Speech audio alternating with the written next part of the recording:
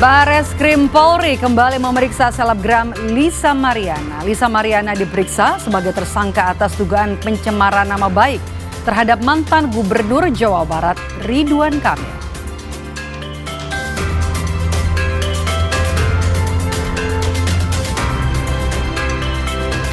Artis Nikita Mirzani menangis usai sidang di Pengadilan Negeri Jakarta Selatan. Nikita mengaku lega karena tinggal menanti vonis yang akan digelar pada 28 Oktober.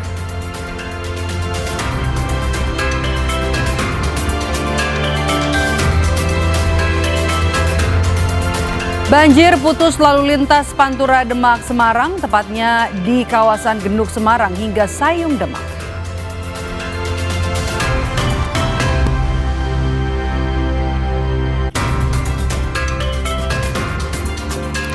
Saudara, kita jumpa lagi dalam program Indonesia Update. Selama 30 menit ke depan kami hadirkan beragam informasi terbaru dari seluruh penjuru tanah air. Bersama saya Maido Pelfrina. Langsung saja kita mulai Indonesia Update selengkapnya hanya di Kompas TV, independen, terpercaya.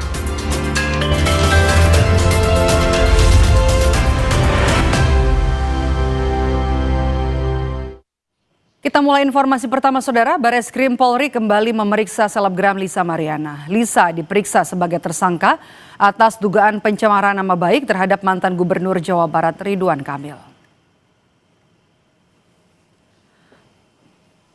Lisa Mariana tiba di gedung Bareskrim Polri pukul 14.30 waktu Indonesia Barat didampingi penasihat hukumnya. Lisa langsung masuk ke gedung Bareskrim untuk menjalani pemeriksaan dan mengaku siap untuk diperiksa kembali. Pemeriksaan kali ini merupakan kali pertama Lisa diperiksa sebagai tersangka.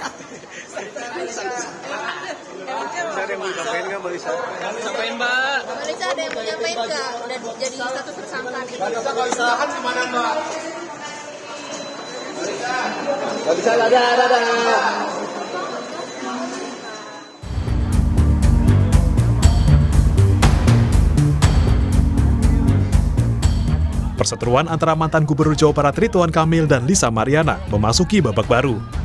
Mediasi antara keduanya di Bareskrim Polri buntu sehingga proses hukum kasus dugaan pencemaran nama baik tetap berlanjut hingga Lisa Mariana ditetapkan sebagai tersangka. Mediasi batal dilakukan lantaran pihak Ridwan Kamil menolak berdamai. Pak Ridwan Kamil sangat menghormati proses hukum yang sedang berlangsung dan sekali lagi kami sampaikan lebih memilih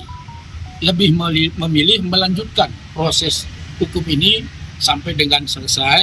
Kenapa? Karena memang dampaknya sudah luar biasa terkait dengan adanya tindak pidana pencemaran nama baik. Mengetahui Ridwan Kamil menolak berdamai, Lisa Mariana pun langsung mencurahkan kekesalannya di Instagram. Lisa mempertanyakan mengapa RK mendadak menolak berdamai dengannya. Kemarin yang berstatement RJ itu PH-nya Bapak sendiri.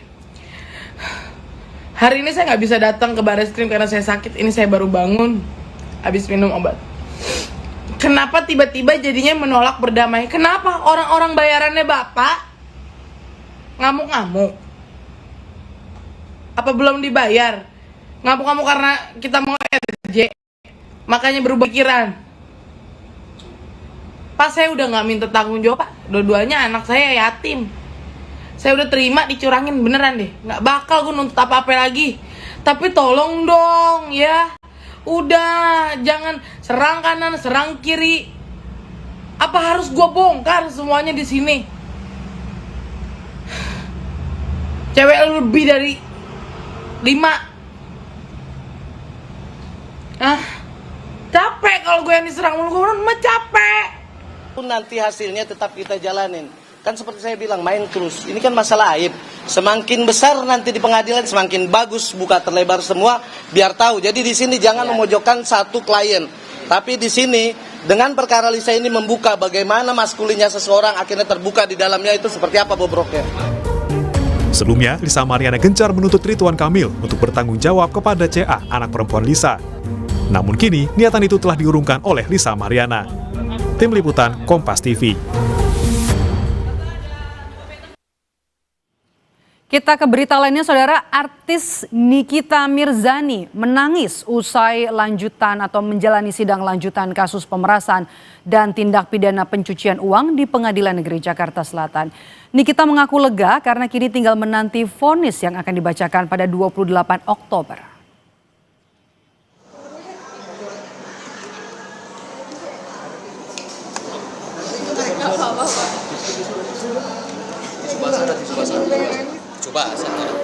Nikita Mirzani menangis usai menjalani sidang dengan agenda duplik atau tanggapan atas replik jaksa penuntut umum. Nikita mengaku merindukan keluarga karena sudah sekitar 8 bulan ditahan di Rutan Pondok Bambu, Jakarta Timur. Ia pun berharap majelis hakim memberikan vonis bebas atas perkara pemerasan dan tindak pidana pencucian uang.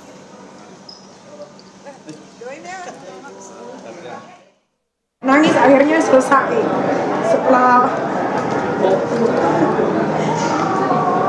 tunggu dulu.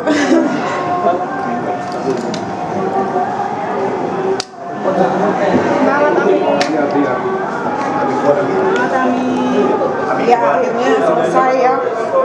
Ini tanggal 28 ini hari yang saya nanti banget setelah kurang lebih 8 bulan. Akhirnya tanggal 28 ini sebentar lagi gitu. Mudah-mudahan aku nggak punya harapan lain selain ke Bapak Hakim yang mulia, semoga bijaksana dan bisa mengadili seadil-adilnya. Kangen, udah kangen banget pengen tidur di kamar sama-sama. Mudah-mudahan tanggal 28 apa yang aku harapin, yang aku doa selama ini, insya Allah terkabul sama Allah. Apa yang dijalani Niki menunggu tanggal 28 itu? Iya, menunggu lama sih ya, karena ditahan tuh kan waktu yang sebentar gitu, 1 hari aja tuh udah kayak 1 minggu gitu kan. Jadi ini malah udah mulai kayak melo gitu, kayak udah mulai kayaknya sirkus mau selesai masalahnya ini. Sebelumnya di persidangan, saudara, selebritas Nikita Mirzani menyebut jaksa penuntut umum tak bisa membuktikan dakwaan yang menyebut Nikita Mirzani memeras dan juga terlibat dalam pencucian uang. Nikita juga menilai jaksa tak profesional.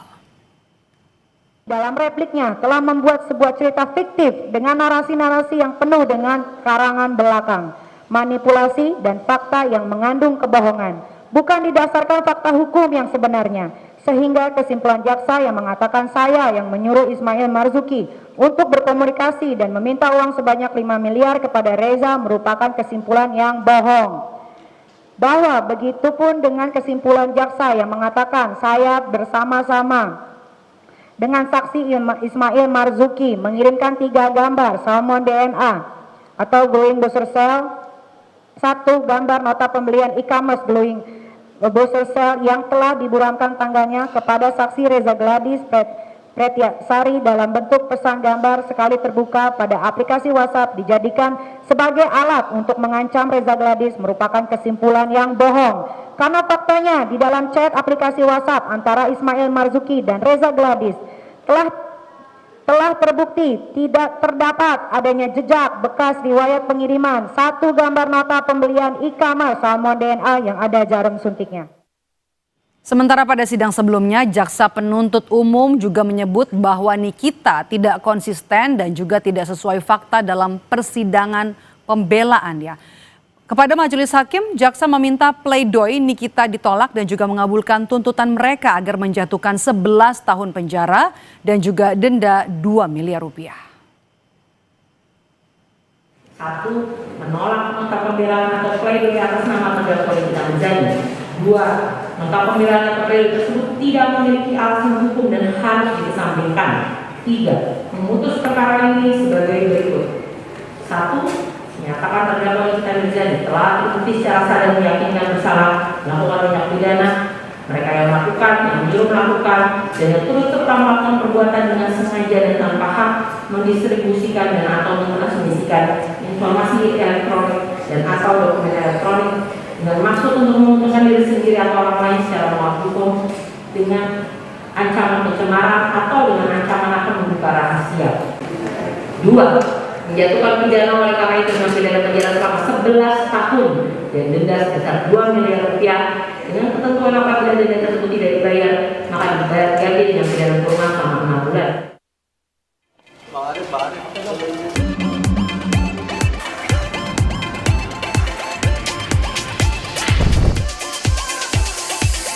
Sebelum sidang dimulai, Nikita Mirzani kembali bergoyang velocity di depan awak media. Dalam dupliknya, Nikita menyebut jaksa penuntut umum sebagai tukang sulap, lantaran menyimpulkan percakapan antara dirinya bersama Reza Gladys dan Ismail Marzuki atau Mail sebagai pengancaman. Padahal menurut Nikita, tidak ada satupun saksi yang mendengar percakapan tersebut. Goyangan Nikita ini bukan kali pertama. Sebelumnya, Nikita Mirzani juga kerap membuat heboh saat disidang. Pada sidang 25 September lalu, Nikita ditegur hakim karena meledek jaksa dengan berjoget velocity saat sidang ketika ahli bahasa memberikan keterangan. Nikita merespons keterangan ahli dengan menunjuk ke arah jaksa, sembari menggoyangkan tubuhnya mengikuti tren goyangan velocity. Hakim ketua langsung menegur Nikita Mirzani karena tidak pantas dilakukan dalam sidang. Tak hanya itu, di akhir Agustus 2025, Nikita Mirzani juga membuat kehebohan. Nikita sempat menolak kembali ke rumah tahanan setelah permintaannya memutar rekaman audio sebagai alat bukti tak dikabulkan hakim. Usai sidang ditutup, Nikita bahkan menolak petugas membawanya kembali ke rutan serta menepis jaksa penuntut umum saat memakaikan rompi tahanan. Tak hanya itu, dalam sidang lanjutan lainnya, Nikita Mirzani juga sempat berdebat dengan jaksa dan petugas.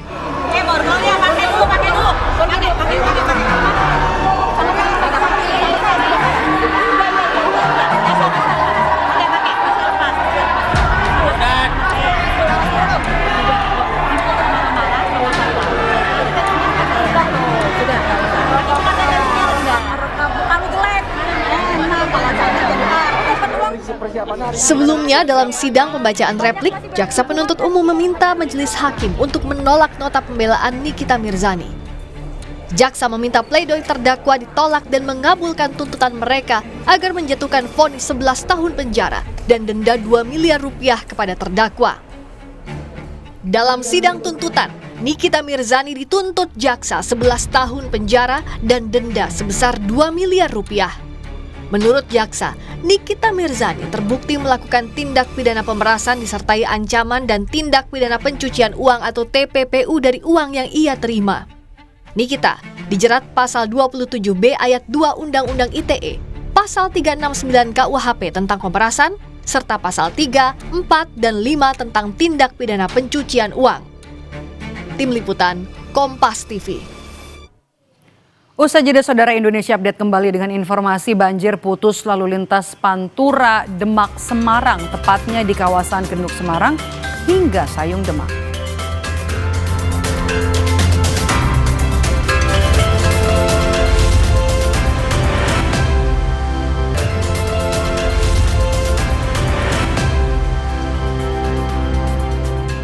Saudara, nama pengganti Patrick Kluivert belum juga diumumkan PSSI. Sejumlah kandidat pun ramai dibicarakan publik. Anggota Exco PSSI mengonfirmasi tidak ada rapat Exco yang dijadwalkan untuk membahas pelatih Timnas Indonesia. Sumarji yang juga menjabat sebagai manajer Timnas Indonesia menegaskan hingga kini tidak ada undangan untuk rapat Exco PSSI. Sebelumnya, Wakil Menteri Pemuda dan Olahraga Taufik Hidayat mengatakan PSSI akan mengadakan rapat Exco untuk membicarakan nama pelatih baru.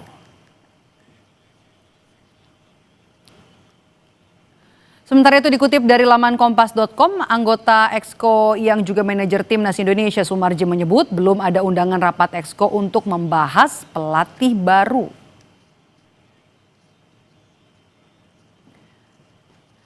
Dan Saudara, Ketua Umum PSSI Erick Thohir akan menggelar konferensi pers petang ini. Apakah Erick akan mengumumkan pelatih Timnas pengganti Patrick Kluivert? Kita tanyakan kepada jurnalis Kompas TV ada Putri Oktaviani dan juga juru kamera Yogi Syahrevi di Gelora Bung Karno, Jakarta. Okta, ada informasi apa terkait pengumuman yang akan disampaikan Erick Thohir pada konferensi pers hari ini? Selamat sore Medap dan juga saudara, benar sekali bahwa sesaat lagi kita akan mendengarkan bagaimana konferensi pers yang akan disampaikan. Salah satunya adalah oleh Ketua Umum PSSI yakni Erick Thohir. Kalau dari agenda yang kami terima ini akan dimulai pukul 15 waktu Indonesia Barat, tetapi ini sudah 15.21 waktu Indonesia Barat, belum juga mulai, tetapi baru saja Medap dan juga saudara tadi melihat dari Sekjen PSSI yakni Yunus Nusi sudah hadir dan masih menunggu kehadiran dari Ketua Umum PSSI yakni Erick Thohir.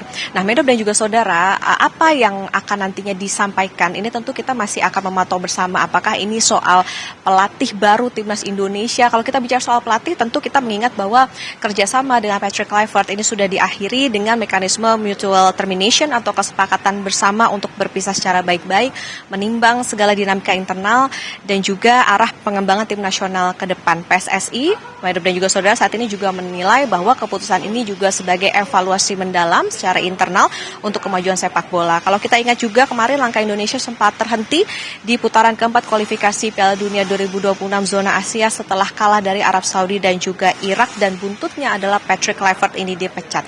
Nah pertanyaannya, siapa yang nantinya akan menahkodai tim nasional Indonesia? Nah ini yang akan kita nantikan bersama, karena saat ini pun juga PSSI masih mencoba membuka komunikasi dengan berbagai pihak. Tentu harapannya adalah untuk menentukan nama yang akan mengganti Patrick Kluivert ini tidak terhalang atau juga ada terbangun kepercayaan di sana. Nah, Medap dan juga saudara, tentu saat ini kami Awak Media juga sudah menantikan sejak tadi dan juga menanti apa saja yang akan disampaikan, termasuk juga publik tentunya harus bersabar untuk menantikan statement seperti apa yang akan disampaikan oleh Erick Thohir. Apakah betul hari ini ada hal lain yang disampaikan? Karena kalau kita mengingat timnas saat ini belum ada pengganti Patrick Kluivert, sementara agenda terdekat ini adalah FIFA Matchday pada tanggal 10 sampai 18 November. Ini PSSI belum menunjuk pelatih sementara. Kita nantikan bersama seperti apa konferensi persnya nanti. Medap. Terima kasih laporan Anda jurnalis Kompas TV Putri Oktaviani dan juga juru kamera Yogi Syahrevi langsung dari kawasan GBK Jakarta. Usai jeda saudara, kami kembali dengan informasi banjir putus lalu lintas Pantura Demak Semarang, tepatnya di kawasan Genuk Semarang hingga Sayung Demak.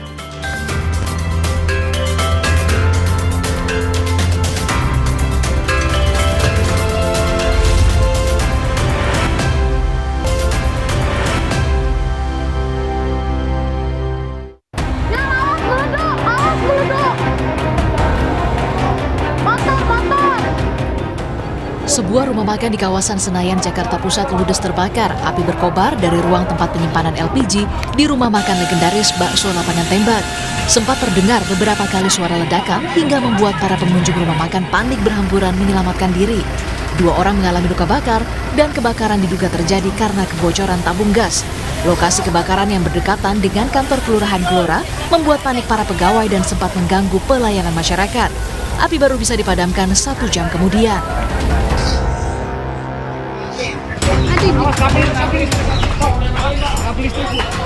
Diduga akibat korsleting, sebuah gudang limbah plastik PVC di Bayur Priuk Jaya, Kota Tangerang, Banten, ludes terbakar. Banyaknya limbah plastik membuat api dengan cepat membesar dan membakar seisi gudang. Api bisa dipadamkan 20 menit kemudian setelah 8 mobil damkar tiba di lokasi. Tidak ada korban, namun akibat kebakaran, pemilik gudang mengalami kerugian hingga puluhan juta rupiah.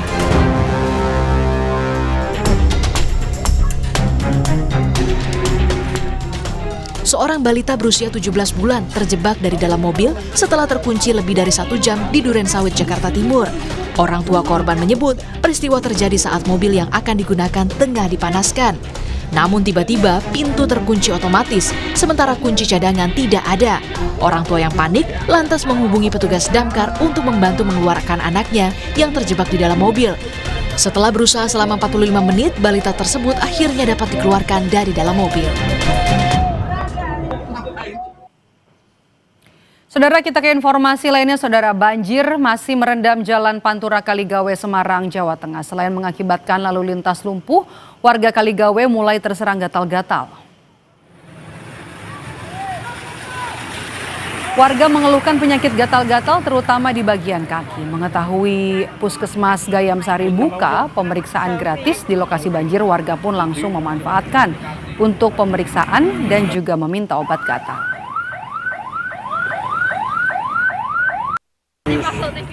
Periksa ini kaki gatel, kena kutu air Pak. Kena kutu air? Sudah berapa hari Mbak? 3 hari ini. Gimana Mbak rasanya Mbak selama perih, gatel. Gatal. Ya, buat jalan sakit. Periksa gatel-gatel kakinya. Kenapa? Butuh air. Sementara itu akibat banjir lalu lintas Pantura Demak Semarang lumpuh tepatnya di kawasan Genuk Semarang hingga Sayung Demak. Kendaraan yang masuk ke kota Semarang tersendat hingga lebih dari 5 km. Sementara itu lalu lintas dari arah Semarang menuju Demak lengang. Polisi melakukan rekayasa lalu lintas dengan mengalihkan kendaraan yang hendak ke Semarang melalui jalur tengah via Kabupaten Grobogan.